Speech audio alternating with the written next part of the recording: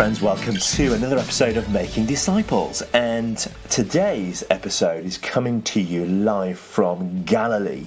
In fact, I'm sat at the very top, the very north end of Lake Galilee. And Lake Galilee, imagine it like it is a teardrop that's kind of upside down, and right at the very top you've got a place called Capernaum.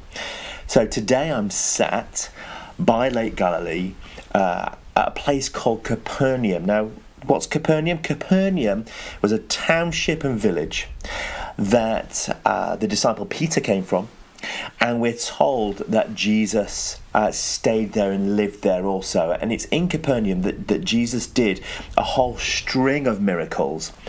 And we're just going to explore one of those stories in the Gospels today that located itself in this very place. We know that this is exactly where Jesus was when he did this miracle.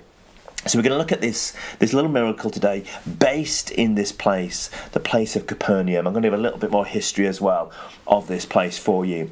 But I hope you find this really interesting, having a podcast situated here on the shore of Galilee. My name is Cris Rogers and I am your host, and I hope you find this podcast helpful and interesting. And friends, I would say this, I would love it if you would help me with this podcast by sharing it online, on Facebook, on Twitter, Instagram, whatever social media you're a part of, because it's really hard to get these podcasts out there. It's only through word of mouth that people actually get to know about them. And I'm so excited that thousands upon thousands of you now are listening weekly to this podcast. But I really believe the content is just accessible for so many people. So I would love you to maybe just post something on Facebook today. Do you know what? Listen to this podcast and I found it really helpful. I think you would too. That'd be great. That's all that done. Now let's get on to Capernaum, Jesus, and signs and wonders of his kingdom.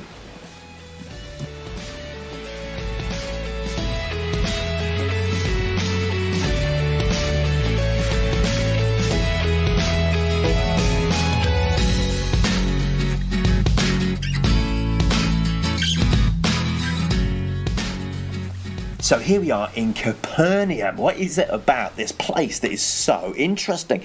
Well, Capernaum was found by archaeologists and really from 1968 has been uncovered. And what they found in this place is this whole township of Capernaum. There's a synagogue there that you can stand in. And the synagogue is a rebuilding of the synagogue that existed during Jesus' time. But the same square footing and same foundations. But in that synagogue, we're told that Jesus drives out a demon. So if you want to look at Luke 4:31-37, Jesus casts out a demon in that synagogue. We also have Peter's house, the disciple Peter. And how do we know it's Peter's house? Well, partly the graffiti on the walls, the carvings on the walls. One of the things that we find there is carvings of this ichthus fish. Before Christianity was the cross, or its symbol as the cross. Its first symbol was that of the fish. So that's super cool for us to find that in that place. So this place of Capernaum was the place that we know that Jesus spent so much of his time. In Matthew 4, we're told that Jesus made his home here. Jesus made this his home. It was his place that he lived. And there was many miracles that we found here. And one of those miracles was Jesus healing Peter's mother. We know that Jesus liberated the demon-possessed man in the synagogue. We know that Jesus heals the centurion's servant here in Luke 7.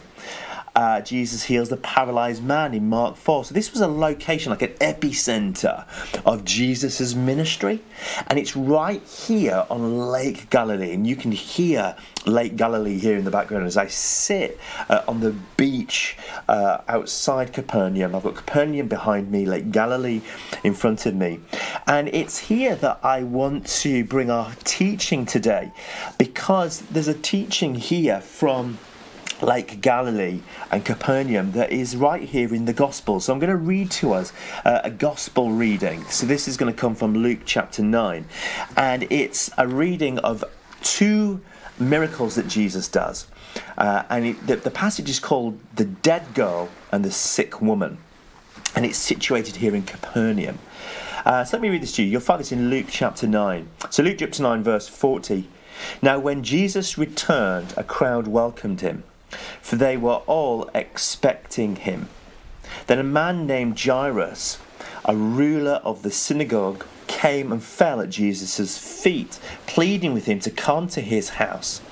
Pleading with him to come because his only daughter, a girl of about 12, was dying. As Jesus was on his way, the crowds were crushing around him, and a woman was there who had been subject to bleeding for 12 years. But nobody could heal her. She came up behind him, and she touched the edge of his cloak, and immediately she was healed. And he stopped. "Who touched me?" Jesus asked. When they all declared it, Peter said, "Master, the people are crowding and pressing around you." But Jesus said, "Somebody touched me, and I know that power has gone out from me." Then the woman, seeing that she could not go unnoticed, came trembling and fell at his feet. In the presence of all the people, she told them why she had touched him and how she had been instantly healed. Then he said to her, "Daughter, your faith has healed you. Go in peace." While Jesus was still talking, somebody came from the house of Jairus, the synagogue leader. "Your daughter is dead," he said. "Don't bother the teacher any longer." Hearing this, Jesus said to Jairus, "Don't be afraid, just believe, and she will be healed." When he arrived at the house of Jairus, he did not let anybody in except for Peter, John, James, and the child's father and mother. Meanwhile, all the people were wailing and mourning for her outside. "Stop wailing," Jesus said. "She's not dead, but asleep." They laughed at him, knowing that she was dead. But he took her by the hand and said, "My child, get up." Her spirit returned, and at once she stood up. Then Jesus told them to give her something to eat. Her parents were astonished, but he ordered them not to tell anybody what had happened. Fab little story. Now, I want to just unlock the healing of the woman for you for a moment. So she's been bleeding for 12 years. She's done everything she can. She's probably been to the synagogue. She's been to the leaders. She's paid a temple tax. She's done everything she thinks she needs to do to find healing, but yet nothing is healed. And this woman has become an outcast because of her bleeding. She can't stay in Capernaum. She's obviously staying somewhere outside Capernaum. That's what would happen if you were bleeding. And she has heard of a prophecy. And this prophecy comes from the book of Malachi 4 verse 2. And the prophecy says that when the Messiah comes, you'll find healing in his wings. We think wings, we're thinking birds, feathers. So the Messiah is going to be a bird. Like, what's that about? God speaks in pictures, picture language. To unlock the picture, we have to understand the culture of what Jesus is in. A rabbi or synagogue leader wore something called a talit. It's a prayer shawl. And on that prayer shawl, there was hems on it where these threads would hang down. And there were prayer cords where they would hold them and use them in prayer. And the Jewish people came to understand this Malachi 4 verse, that when the Messiah would come, they would be healing in his wings. The wings are the hems of the garment that hang down. So on this prayer shawl, as it hangs down your waist and down to your knees, these became wings. And the belief was that when the Messiah came, he would be so holy and so righteous and so prayerful. If you were to only touch the hem of his prayer shawl, then you would be instantly healed. the Messiah will have healing in his wings. So she's come along, she's heard about Messiah Jesus, she's heard about Rabbi Jesus, she believes he's Messiah, she believes he's the one that God is sending to save the people. So she comes, she crashes through, she reaches out, she touches the hem of Jesus' garment, and she is instantly healed. In other words, who is Jesus? Who is Jesus? Jesus does not need to make accusations and claims with his mouth about who he is. What happens around Jesus proves who he is. So when somebody says to you, Jesus never claimed to be the Messiah, no, but it's pretty clear that this is who Jesus is. Why? Because these prophecies get fulfilled in Jesus. He doesn't need to make the claims himself. His own being and presence, his story, the healings around him are declaring who he is without even using words. So there'll be healing in his wings. She reaches out, she touches the hem of his garment, and she is healed. There's a lot more going on in this story, and the way it's set out is really interesting. This is the story of two daughters. This is the story of two daughters, and we find it in Matthew 9, we find it in Mark 5, and in Luke 8. It's a story of two daughters, and this story always partners these two women together. You've got a girl who is 12, and you've got a woman that has been unclean for 12 years. They're partnered together. There's a link between them. These women are deeply connected. Deeply connected. The fact that the girl is 12 and the woman is unclean for 12 years is also a nudge that actually they're both a part of God's tribes, the 12 tribes. The number 12 is really important. It indicates that they're a part of something. God is bringing people into tribes and families. These are two young women who are a part of God's tribal family. They're both in. But because of what is now happening with them, they are both now unclean. So they are a part of God's family, but they are now unclean. The little girl is unclean because she is dead. A dead body is ritually unclean. If you were to touch a dead body, then you would be unclean. And you would have to go and bathe yourself, ritually bathe yourself to become clean again. So the girl is unclean because she's dead. And the woman, well, she's unclean because she has been bleeding for 12 years. She's unclean if anybody touches her because of this bleeding that she's had. So I'm just going to read to you. I'm going to flick through and find it now in the book of Leviticus. This is Leviticus 15. And it's the teaching that we need to read to understand this woman's situation. So this is Leviticus 15. Then when a woman has a discharge of blood for many years at a time, other than a normal monthly period, or this discharge that continues beyond a period, she will be unclean as long as the discharge continues, as in the days of her period. Verse 27, whoever touches her will be unclean. She must wash the clothing and bathe with water, and then she'll be clean again until evening. But if you're bleeding and you're bleeding and you're bleeding, then you are ritually unclean. So here you have two women who were in but are now out because they're unclean. Death and bleeding. And both of them are now almost out of this family of God. So you find this woman who's now living outside of the village because of her bleeding. And what would happen is you would end up with these little areas where people would live together who were ritually unclean. So you would have a village outside of a village where somebody had been pushed out. You can imagine the names that she has been called. Every time she's come near to the town, there's the bleeder. There is this woman. She's had names called on her, names that declare her unclean.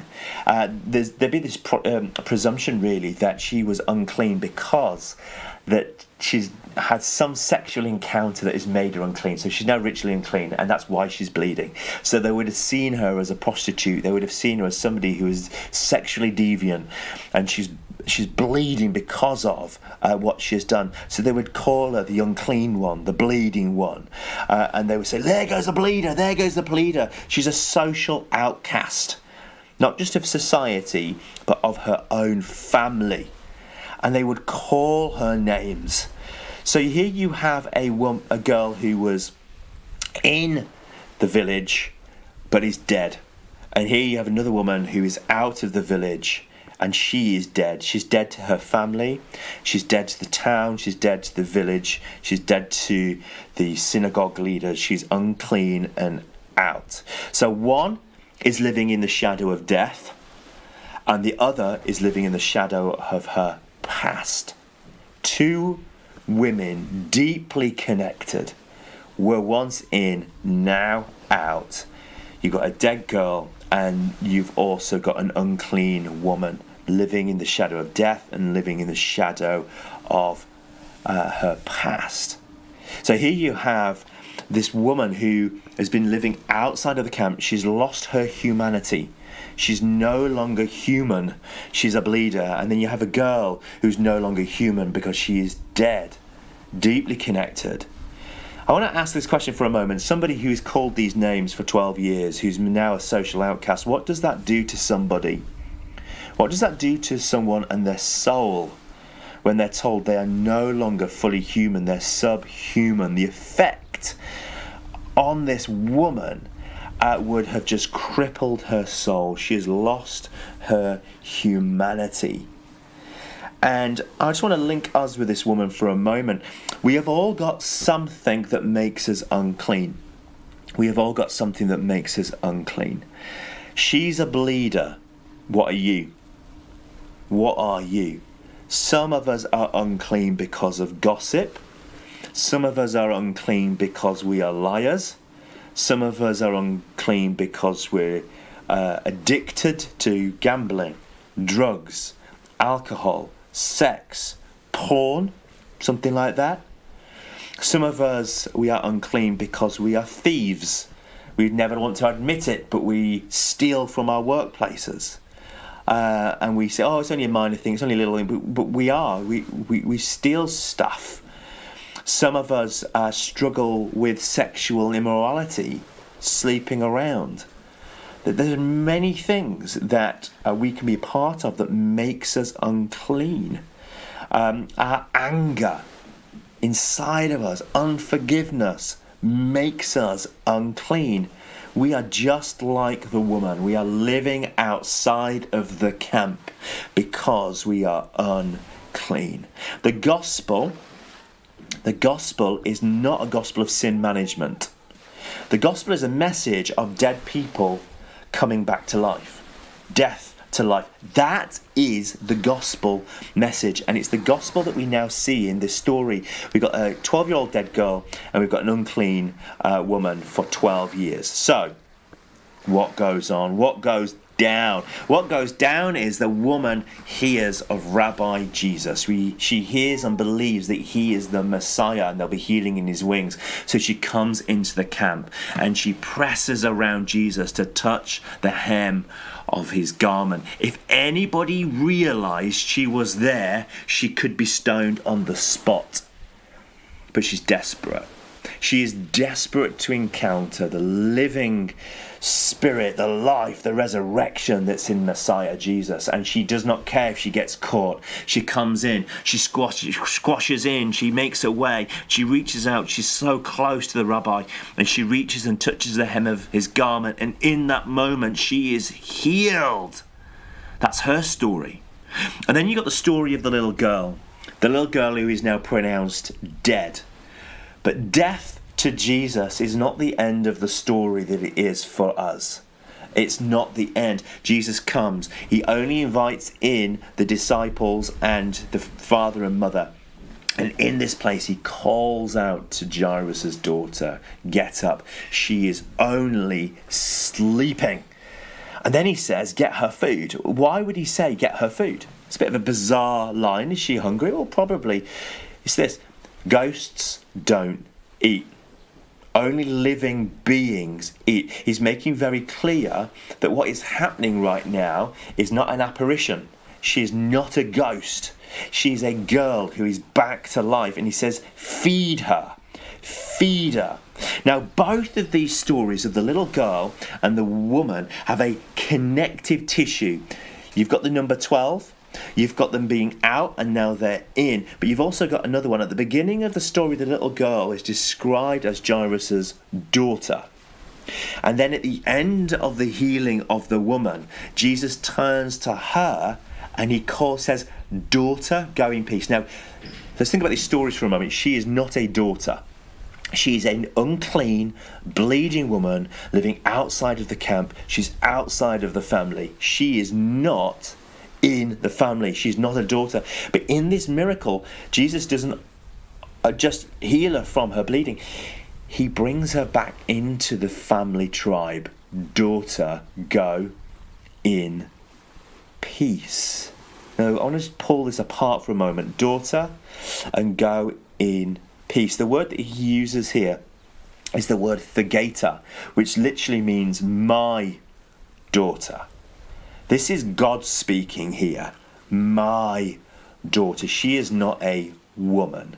She is not a bleeder. She's not all of the names that she has been called. She is my daughter, Jesus says. Jesus is in the business of bringing those that are outside of the family and brings them back in. My daughter. You see, friends, names stick.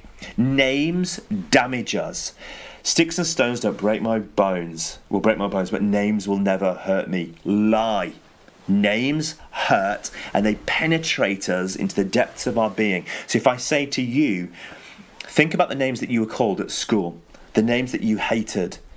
They're still there like a wound. And if you think about them, they still hurt you. There'll be a name that someone called you at some point and it penetrates deep into your being. And it's like every time you think about it, somebody turns that knife one more time. Jesus knows that names hurt. So he gives her a new name.